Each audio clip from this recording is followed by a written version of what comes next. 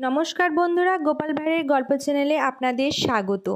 আমি প্রমীলা চলে এসেছি আপনাদের জন্য গোপাল ভাঁড়ের আরও একটি নতুন গল্প নিয়ে। গল্পটির নাম কাশির বদলে কাশিতে মৃত্যু। তাহলে চলুন শুরু করি আজকের গল্প। গোপাল ছিল রাজা কৃষ্ণচন্দ্র রাজসভার ভাঁড়। তবে সে যে কেবল ভাড়ামিতে দক্ষ ছিল তা নয়, জ্যোতিষ বিচারেও তার একটু আধটু নামডাক ছিল। এক সকালে দূরবর্তী গ্রাম থেকে একজন তার ছেলেকে নিয়ে হাত দেখাতে গোপালের কাছে এলো। গোপাল গম্ভীর মুখে দীর্ঘ সময় ধরে আগঝোঁক করে কী সব হিসাবপত্র করল। লোকটির হাতটিও বারবার ঘুরিয়ে ফিরিয়ে নেড়েচেড়ে দেখল। তারপর মুহূর্তকাল নীরবে ভেবে একসময় মুখ খুলল।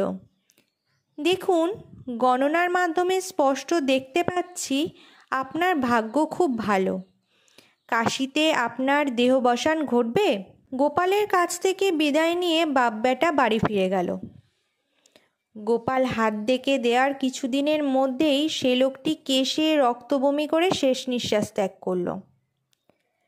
ছেলেটি খুব ঘটা করে বাপের পরলৌকিক ক্রিয়াদি সম্পন্ন করল।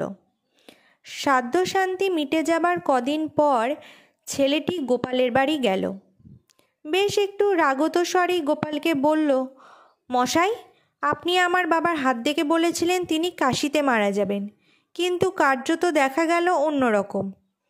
গোপাল ভ্রু কুঁচকে বলল, অন্যরকম? তার মানে কী ব্যাপার বলো তো হে?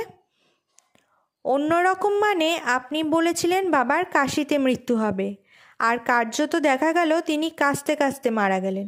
ব্যাপারটি কীরকম হলো না? গোপাল তখন বলল, কই, আমার গণনা তো একেবারে নির্ভুল প্রমাণিত হয়েছে। তোমার বাবার মৃত্যু কাশিতেই হয়েছে। তবে হ্যাঁ, অর্থাৎ যেটুকু আমি কাশিতে কাশিতে না বলেছিলাম কাশিতে মৃত্যু হবে, ঠিক কি না? তো বন্ধুরা, এই ছিল আজকে আমাদের গোপাল ভাঁড়ের গল্প কাশির বদলে কাশিতে মৃত্যু। গল্পটি আপনাদের যদি ভালো লেগে থাকে অবশ্যই লাইক, শেয়ার, কমেন্ট করবেন এবং চ্যানেলটি এখনও যারা সাবস্ক্রাইব করেননি তারা প্লিজ চ্যানেলটিকে সাবস্ক্রাইব করে নেবেন। ফিরে আসবো খুব তাড়াতাড়ি নতুন একটি গল্পের সাথে। ধন্যবাদ।